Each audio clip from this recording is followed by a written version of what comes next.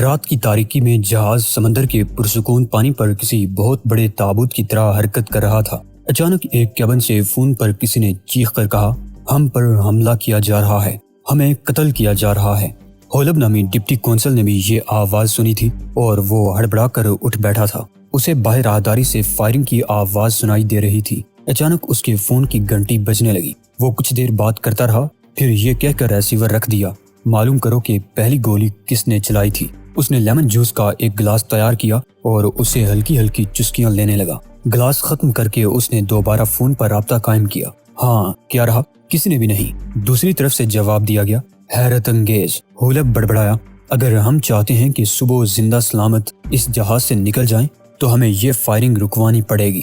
دوسری طرف سے سلسلہ پھر منقطع ہو گیا۔ 10 منٹ بعد گھنٹی بجنے پر ہولب نے ریسیور اٹھایا تو دوسری طرف سے ہانپتی ہوئی آواز میں کہا گیا، جن لوگوں نے فائرنگ کی ہے ان کا کہنا ہے کہ انہوں نے سیاہ لبادوں میں لپٹے ہوئے آدمی دیکھے تھے، ان کے ہاتھوں میں خون آلود شمشیریں تھیں۔ ٹھیک ہے، تم فائرنگ رکواؤ، میں دوسرے ذیلی گیٹ سے بات کرتا ہوں کہ ان کی اس سلسلے میں کیا رائے ہے۔ اس نے باری باری مختلف کیبنوں میں مقیم دیگر ممالک کے لوگوں سے بات کی۔ کیا ایک نیند میں ڈوبی ہوئی آواز سنائی دی، میں تو اسے خواب سمجھا تھا، میں اتنے شور میں سو نہیں سکتا۔ ایک ملک کے نمائندے نے کہا، کاش میں بیروت سے روانہ ہی نہ ہوا ہوتا۔ ہولب نے سب کو اطلاع دینے کے بعد ریسیور رکھ دیا اور اپنے سوٹ کیس سے ایک بھاری بھرکم ریوالور نکال لیا۔ وہ اسٹریٹ فائٹ کا ماہر تھا اور اسے آتشی اسلحے کے سلسلے میں خاصی معلومات حاصل تھی۔ اس وقت ہولب کے ہاتھ میں جو ریوالور تھا، اس ریوالور سے وہ کئی لاشیں گرا چکا تھا اور یہ اس کا قدیمی ساتھی تھا، وفادار لیکن دشمنوں کے لیے مہلک ثابت ہونے والا ساتھی۔ اس نے میز پر رکھی ہوئی ایش ٹرے اٹھائی اور بیرونی دروازہ کھول کر فوراً ایک طرف ہٹ گیا۔ پھر اس نے وزنی ایش ٹرے باہر راہداری میں پھینک دی۔ ایش ٹرے راہداری میں لڑکتی ہوئی دور تک چلی گئی، لیکن اس کا کوئی رد عمل نہیں ہوا، کسی نے فائر نہیں کیا۔ وہ دروازے سے جھانک کر دیکھنے لگا، اس کے حلق سے ایک طویل سانس نکل گئی۔ یوں محسوس ہوتا تھا جیسے راہداری میں سے کوئی ایسا ریوڑ گزرا ہو جس نے ہر چیز کو تہس نہس کر دیا ہو۔ راہداری کے فرش پر جا بجا خون پھیلا ہوا تھا۔ وہ حیران تھا کہ اسے آج کتنی گہری نیند آئی تھی۔ نہ جانے قتل و غارت گری کا یہ کھیل خاموشی کے ساتھ کتنی دیر سے جاری تھا اور اسے کانوں کان خبر نہیں ہو سکی تھی۔ اس نے راہداری میں پہنچنے کے بعد بلند آواز میں پکارا، فائرنگ بند کر دی جائے اور سب باہر آ جائیں۔ یہ بات کہتے ہوئے اس نے اپنا تعارف بھی کروا دیا تھا۔ چند لمحے بعد آہستہ آہستہ ایک کیبن کا دروازہ کھلا اور کسی نے جھانک کر باہر دیکھا۔ پھر دوسرا دروازہ کھلا اور اس سے بھی ایک سر دکھائی دیا۔ کوئی اندر سے راہداری میں جھانک رہا تھا۔ طویل راہداری کے تمام دروازے یکے بعد دیگرے کھلتے چلے گئے اور ان میں سے مختلف قوموں اور مختلف ممالک کے لوگ باہر راہداری میں آنے لگے۔ ہر شخص کی عجیب حالت تھی، کوئی نیند سے نڈال دکھائی دے رہا تھا تو کسی کے چہرے پر ہوائیاں اڑ رہی تھی، کسی کے ہاتھ میں ریوالور تھا تو کوئی کاغذ کاٹنے والا چاقو اٹھائے ہوئے تھا۔ افراتفری کی حالت میں دفاع کے لیے جس کے ہاتھ جو کچھ بھی لگا وہ اسے اٹھا کر تیار ہو گیا تھا۔ ہاں تو حضرات، ہولب نے ہاتھ اٹھا کر تقریر کرنے کے سے انداز میں کہا، ہمیں بعض ایسے افراد کو تلاش کرنا ہے جنہوں نے سیاہ لباس پہن رکھے ہیں اور جن کے ہاتھوں میں برہنہ تلواریں ہیں، خون آلود شمشیریں۔ اس نے ادھر ادھر دیکھا، راہداری میں موجود تو کوئی بھی آدمی سیاہ لباس میں نہیں ہے، اس کا مطلب ہے کہ وہ لوگ کسی کیبن میں چھپے ہوئے ہیں۔ وہ مصری دوست کہاں ہے جس نے مجھ سے فون پر بات کی تھی اور جس نے ان لوگوں کو سب سے پہلے دیکھا تھا؟ راہداری میں موجود تمام لوگ ساکت رہے۔ ڈرنے کی ضرورت نہیں ہے حضرات، ہولب نے انہیں حوصلہ دلایا، سامنے آ جائیں۔ اگر یہ معاملہ صبح تک نہ نمٹ سکا تو یقین کیجیے کہ ہم میں سے ایک آدمی بھی زندہ نہیں رہے گا۔ ایک آدمی ہچکچاتا ہوا سامنے آ گیا۔ اس نے سب کو صورتحال سے آگاہ کیا اور ان سیاہ پوش درندوں کے بارے میں بتایا جنہوں نے مختلف کیبنوں میں محو خواب تقریباً 30 آدمیوں کی گردنیں کاٹ ڈالی تھی۔ ان میں سے بعض سر ان کی ٹھوکروں سے باہر راہداری میں آ گئے تھے۔ وہ لوگ آپس میں مشورہ کرنے لگے۔ کچھ دیر بعد ایک سانولی رنگت والے آدمی نے ہال وے کی طرف اشارہ کیا۔ ہولب نے اس بات میں سر ہلا دیا، وہ جانتا تھا کہ حملہ آور کسی دروازے کے پیچھے ہی موجود ہوں گے۔ ٹھیک ہے دوستو، اس نے پورے عزم سے کہا، کوئی ایسا دروازہ تلاش کریں جو بند ہو، لیکن کوئی بھی اسے کھولنے کی کوشش نہ کرے، یہ اقدام اس کے لیے مہلک بھی ثابت ہو سکتا ہے۔ راہداری میں موجود سب لوگ منتشر ہو گئے اور جلد ہی ایک ایسا دروازہ تلاش کر لیا گیا جس کے عقب میں حملہ آوروں کی موجودگی ممکن تھی۔ یہ ایک سٹور تھا، بہت بڑا سٹور جس کا دروازہ اس وقت بند تھا۔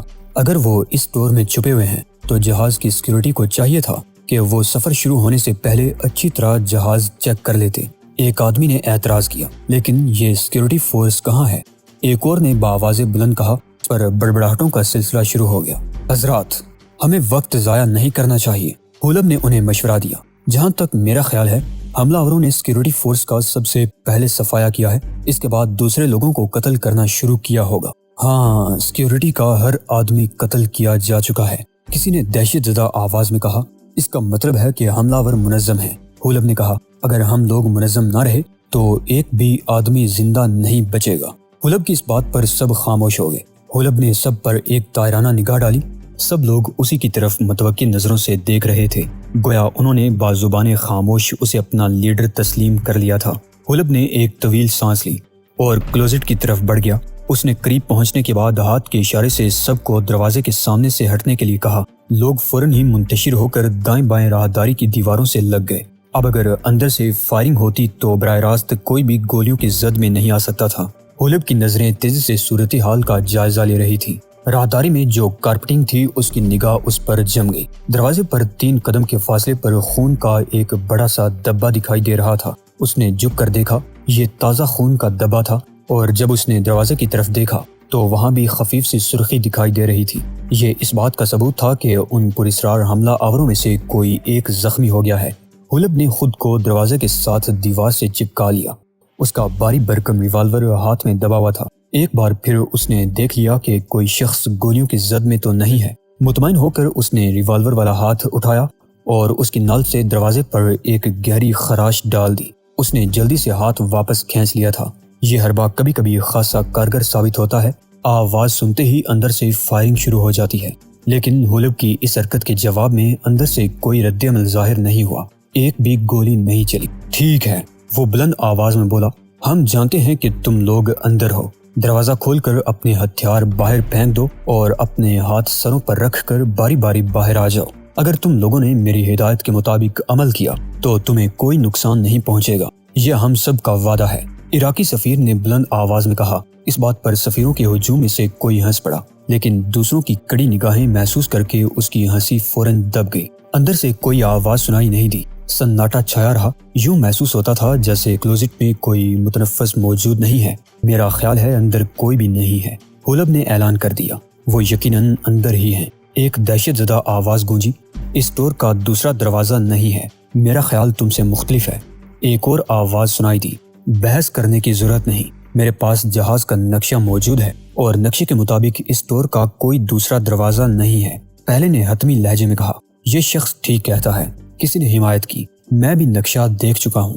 حلب کے علاوہ سبھی اس بات پر متفق ہو گئے کہ اس ڈور کا کوئی دوسرا دروازہ نہیں ہے، اس لیے حملہ ور اندر ہی موجود ہوں گے۔ لیکن حلب کی چھٹی ہی سب کچھ محسوس کر رہی تھی۔ اسٹور میں چھایا ہوا سناٹا ظاہر کر رہا تھا کہ حملہ آور وہاں سے نکلنے میں کامیاب ہو چکے ہیں۔ اس اسٹور کی دیواریں کس چیز کی بنی ہوئی ہیں؟ اس نے اس سفیر سے پوچھا جس کے پاس نقشہ موجود تھا۔ مضبوط سٹیل، فولادی دیواریں، سفیر نے جواب دیا۔ اگر یہ بات ہے تو کوئی منطقی صورت نظر نہیں آتی، یقیناً وہ لوگ اندر قید ہو کر رہ گئے ہیں، حلب نے حتمی لہجے میں جواب دیا۔ لیکن میں محسوس کر رہا ہوں کہ اندر کوئی بھی نہیں ہے، اس کا مطلب ہے کہ وہ لوگ اس ڈور میں داخل ہی نہیں ہوئے ہوں گے۔ باری باری سب لوگ اس سے متفق ہو گئے۔ اچانک ایک دور افتادہ راہداری میں دوڑتے ہوئے قدموں کی آواز گونجنے لگی۔ سب لوگ ادھر متوجہ ہو گئے۔ آنے والے جہاز کے عملے سے تعلق رکھتے تھے، وہ مسلح تھے۔ آنے والوں نے پوچھا کہ کیا ہوا ہے۔ حلب نے ان سے بات چیت کی اور انہیں حکم دیا کہ وہ واپس جا کر اپنی مقررہ جگہوں پر فرائض ادا کریں اور اس معاملے کو ان پر چھوڑ دیں۔ آنے والے جو کچھ راستے میں دیکھتے ہوئے آئے تھے، اس کے مطابق ان لوگوں کا خیال تھا کہ کوئی دیوانہ اور جنونی آدمی جہاز میں گھس آیا ہے جو ہر سامنے آنے والے کو ٹکڑے ٹکڑے کرتا رہا ہے۔ خاص طور سے وہ گردنیں اڑانے کا شوقین معلوم ہوتا ہے۔ بہرحال وہ اس کلوزٹ میں قید ہیں، کسی نے بلند آواز میں کہا۔ حلب یہ سن کر جلا گیا۔ اس نے آگے بڑھ کر ایک جھٹکے سے ہینڈل گھما کر دروازہ کھول دیا۔ دروازہ کھلتے ہی ہر شخص نے اطراف میں جست لگائی تھی تاکہ ممکنہ گولیوں سے محفوظ رہ سکے، لیکن کلوزٹ خالی تھا۔ اگرچہ اس کے اندرونی فرش پر انسانی خون کے 1-2 دبے نظر آ رہے تھے، لیکن پورے اسٹور میں ایک بھی متنفس نہیں تھا۔ حلب نے سب سے درخواست کی کہ وہ جہاز کے ریستوران میں جمع ہو جائیں تاکہ اس صورتحال پر غور کر کے کوئی مؤثر اقدام کیا جا سکے۔ اس وقت وہاں کئی ملکوں کے نمائندے موجود تھے، ان میں سے بعض ممالک ایک دوسرے سے شدید نفرت اور دشمنی میں مبتلا تھے، اور عام حالات میں وہ لوگ ایک دوسرے کو دیکھتے ہی گولی مارنے سے باز نہ رہتے۔ لیکن اس وقت ایسی صورتحال تھی کہ وہ سب کچھ بھولے ہوئے تھے۔ انہیں صرف اپنی زندگی کا خیال تھا اور زندگی کی محبت سب کو ایک دوسرے سے قریب لے آئی تھی۔ کوئی بھی کسی سے اختلاف کرنے کے موڈ میں نظر نہیں آتا تھا۔ تھوڑی ہی دیر میں جب سب لوگ ریستوران میں جمع ہو گئے تو غلب نے کہنا شروع کیا، حضرات، یہ جہاز ایک طرح سے بہت بڑا تابوت ہے۔ سب لوگ خاموش بت بنے اس کی باتیں سن رہے تھے۔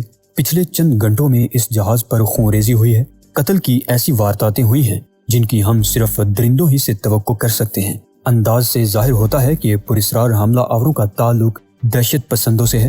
میں آپ لوگوں سے یہ درخواست کرنا چاہتا ہوں کہ ان حالات میں دہشت پسند کسی بھی جگہ پر حملہ کر سکتے ہیں۔ مجھے ذاتی طور پر ان دہشت پسندوں کی کوئی پرواہ نہیں۔ میں نے بھی کچھ دیر قبل اس جہاز کو تابوت کہا تھا، تو اس کا یہ مطلب نہیں کہ یہ جہاز سب کے لیے تابوت ہے۔ یہ صرف ہم لوگوں کے لیے تابوت ہے کیونکہ ہم اس میں زندہ دفن ہیں، جبکہ پراسرار حملہ آور جانتے ہیں کہ اس میں ایک خفیہ راستہ بھی ہے، ایک ایسا راستہ جس سے ہم بے خبر ہیں، اور اس راستے سے وہ لوگ جب چاہیں اور جس جگہ چاہیں حملہ کر کے ہمیں زندگی سے محروم کر سکتے ہیں۔ وہ لوگ جو اب تک اس کی باتیں نہایت غور سے اور خاموشی سے سن رہے تھے اس بات پر بے چینی کا شکار ہو گئے۔ ان میں سے ہر شخص یہ معلوم کرنے کے لیے بے تاب تھا کہ اس بات کا غلب کو کیسے علم ہوا۔ غلب نے سب کو خاموش رہنے کا اشارہ کیا اور پھر بتایا کہ کس انداز میں حملہ آوروں کے خلاف مزاحمت ہوئی تھی اور کس طرح ان میں سے ایک زخمی ہو گیا تھا۔ خون کے جو دبے دکھائی دیے تھے ان کا رخ کلوزٹ کی طرف تھا۔ اس کا واضح مطلب تھا کہ حملہ آور اسٹور میں گئے تھے، لیکن جب انہوں نے دروازہ کھولا تو اندر کوئی بھی نہیں تھا، حالانکہ انہیں اسٹور کے فرش پر بھی خون کے دبے ملے تھے۔ جہاں تک میں محسوس کر رہا ہوں، یہ جہاز خاص طور سے اس طرح ڈیزائن کیا گیا ہے کہ اس میں سفر کرنے والوں کو ہلاکت سے ہمکنار کیا جا سکے۔ غلب نے سامعین کے سروں پر ایک اور دھماکہ کر دیا، دہشت پسند۔ کئی آوازیں ایک ساتھ گونج اٹھی۔ ہو سکتا ہے یہ جہاز دہشت پسندوں ہی کی ملکیت ہو۔ غلب نے خدشے کا اظہار کیا اور اس کی یہ بات درست ہی تھی، کیونکہ صبح کا سورج طلوع ہونے سے قبل اس کا سر کاٹ کر ایک دیوار سے لٹکا دیا گیا تھا۔ صدر مملکت بے حد پریشان تھے۔ دہشت پسندوں کی کارروائیاں روز بروز بڑھتی جا رہی تھی اور اس بار تو انہوں نے ایسی صورتحال پیدا کر دی تھی کہ خود ان کے ملک کی سلامتی خطرے میں پڑ گئی تھی۔ اب تک کئی ممالک کے سفیر قتل ہو چکے تھے۔ اگر دہشت پسندوں نے کوئی مطالبہ کیا ہوتا تو صدر مملکت اسے پورا کرنے میں ایک لمحے کی بھی تاخیر نہ کرتے۔ اس دوران میں وہ بے چینی سے بہرام کی طرف سے کوئی خاص بات معلوم ہونے کے منتظر تھے، لیکن گزشتہ 3 روز سے بہرام نے مقررہ اوقات میں ان سے رابطہ قائم نہیں کیا تھا۔ اس سے پہلے کبھی ایسا نہیں ہوا تھا۔ یہ بات زیادہ پریشان کن تھی کیونکہ اندازہ ہوتا تھا کہ وہ بھی بے حد الجھا ہوا ہے۔ صدر مملکت حیران تھے کہ بہرام کے وہ دونوں آدمی آخر کیا کر رہے ہیں۔ انہوں نے ابھی تک دہشت پسندوں کے خلاف کوئی مؤثر کارروائی کیوں نہیں کی؟ انہوں نے گھڑی پر وقت دیکھا۔ بہرام سے بات چیت کے لیے جو رات کا وقت طے تھا اس میں 5 منٹ ابھی باقی تھے۔ انہوں نے اپنی دراز سے سرخ فون نکال کر میز پر رکھ لیا۔ دفتر کے دروازے مقفل تھے اور انہوں نے اپنی سیکرٹری کو ہدایت کر رکھی تھی کہ کسی بھی حال میں انہیں ڈسٹرب نہ کیا جائے۔ مقررہ وقت پر ان کی نظریں فون پر جم گئی۔ ان کا دل شدت سے دھڑک رہا تھا۔ بار بار یہ خدشہ انہیں پریشان کر رہا تھا کہ کہیں ایسا نہ ہو اس وقت بھی بہرام کی کال نہ آئے۔ ایسی حالت میں انہیں رات بھر پریشان اور بے قراری میں گزارنی پڑتی حتیٰ کہ صبح کا مقررہ وقت ہو جاتا۔ سرخ ٹیلی فون خاموش تھا۔ مان اس کی گھنٹی بجی تو وہ محویت سے چونک پڑے۔ خاموش کمرے میں گھنٹی کی آواز بھی بہت پرشور محسوس ہوئی تھی۔ انہوں نے جلدی سے ریسیور اٹھا لیا۔ میں پچھلے 3 دنوں سے آپ کی فون کال کا منتظر ہوں۔ صدر مملکت نے بےتابی کا اظہار کیا۔ مجھے افسوس ہے جناب، میں اسی کام کے سلسلے میں مصروف تھا۔ بہرام کی آواز سنائی دی۔ کوئی خاص بات؟ صدر مملکت اسے جلد از جلد صورتحال معلوم کر لینا چاہتے تھے۔ دہشت پسندوں نے تو اس بار ہماری زندگی ہی اجیرن کر دی ہے۔ میں حیران ہوں کہ آخر یہ لوگ کیا چاہتے ہیں۔ دوسرے ممالک کے جتنے افراد ہلاک ہوئے ہیں اس پر ان حکومتوں نے کس قدر شدید رد عمل ظاہر کیا ہے۔ مجھے خدشہ ہے کہ کہیں کوئی اعلان جنگ نہ کر دے۔ آپ تشویش میں مبتلا نہ ہوں، انشاءاللہ سب ٹھیک ہو جائے گا۔ بہرام نے انہیں اطمینان دلانا چاہا، لیکن صدر مملکت بے حد پریشان تھے، اس لیے باتوں سے نہ بہل سکے۔ لہٰذا بہرام کو انہیں اپنی تحقیقات کے سلسلے میں کسی حد تک آگاہ کرنا ہی پڑا۔ ٹھیک ہے، میں منتظر ہوں۔ مجھے اس سلسلے میں جلد از جلد کوئی خوشخبری سنائی جائے۔ یہ کہہ کر صدر مملکت نے ریسیور رکھ دیا اور ایک طویل سانس لے کر کرسی کی پشت گاہ سے ٹیک لگا لی۔ وہ آنکھیں بند کر کے ذہنی کشیدگی دور کرنا چاہتے تھے، لیکن آنکھیں بند ہوتے ہی نیند کسی نشہ ور شے کی طرح ان کے ذہن پر حاوی ہو گئی۔ اور وہ گہری نیند میں ڈوب گئے۔ کئی دنوں کے تھکے ہوئے اعصاب بالآخر سکون آشنا ہو رہے تھے۔ ٹائیگر کی آنکھ کھل گئی۔ خفیف سی آہٹ تھی جس نے اس کی نیند خراب کر دی تھی۔ اس نے اوشان کی طرف دیکھا جو بے سدھ پڑا سو رہا تھا۔ اسے رشک آنے لگا۔ اوشان ماحول سے باخبر رہ کر بھی پرسکون نیند کے مزے لے سکتا تھا، جبکہ ٹائیگر ابھی پوری طرح اس خصوصیت سے فیض یاب نہیں ہو پا رہا تھا۔ وہ خاموش لیٹا رہا۔ اس کی چھٹی حس بتا رہی تھی کہ آس پاس کہیں کوئی گڑبڑ ہے۔ وہ کیا ہے اس کا اسے غنودہ ذہن کی وجہ سے پوری طرح ادراک نہیں ہو سکا۔ جس آہٹ سے اس کی آنکھ کھلی تھی وہ دوبارہ سنائی نہیں دی تھی۔ چھت کی طرف دیکھتے ہوئے ٹائیگر نے اپنی حسیات سے کام لے کر سراغ لگانے کی کوشش کی کہ آخر وہ کیا غیر معمولی بات ہے جس نے اس کی نیند اچاٹ کر دی ہے۔ ایک دور افتادہ دیوار پر ننھی سی چھپکلی حرکت کر رہی تھی۔ ٹائیگر اس حرکت کو دیکھے بغیر بھی محسوس کر سکتا تھا۔ پہلے تو اس کے ذہن میں یہی خیال آیا کہ کہیں اس چھپکلی کی وجہ سے تو اس کی آنکھ نہیں کھلی تھی۔ پھر اس نے یہ خیال ذہن سے جھٹک دیا۔ وہ اب ایسی چھوٹی موٹی چیزوں کی حرکات و سکنات کا عادی ہو گیا تھا۔ بات کچھ اور ہی تھی۔ اسے پسینے کی خفیف سی بو، خون کی ہلکی سی مہک اور موت کا وجدان ہو رہا تھا۔ یہ سب کچھ وہ کسی چھپکلی سے منسوب کر کے بے نیازی نہیں برت سکتا تھا۔ وہ اٹھ بیٹھا۔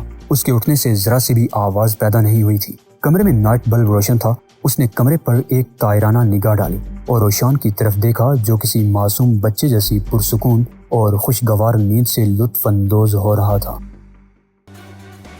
دوستو، اسی کے ساتھ آج کی قسط کا اختتام ہوتا ہے۔ گزارش ہے کہ چینل کو سبسکرائب کرتے ہوئے ویڈیو کو لائک شیئر لازمی کیجیے۔ اللہ نگہبان۔